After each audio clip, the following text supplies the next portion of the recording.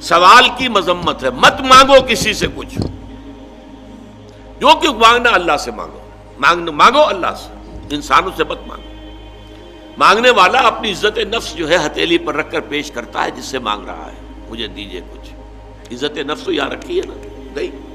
حضور نے فرمایا کہ اگر جوتے باندھنے کا فیتا جو ہے وہ تمہیں چاہیے، اللہ سے مانگو۔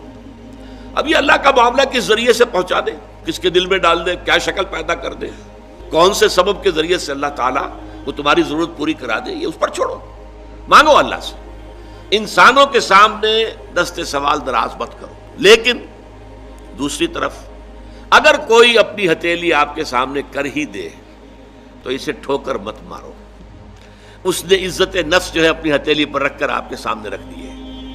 اب تمہاری مروت، تمہاری شرافت کا تقاضا یہ ہے کہ اما السائل فلا تنہر، اب انہیں جھڑکنا نہیں ہے۔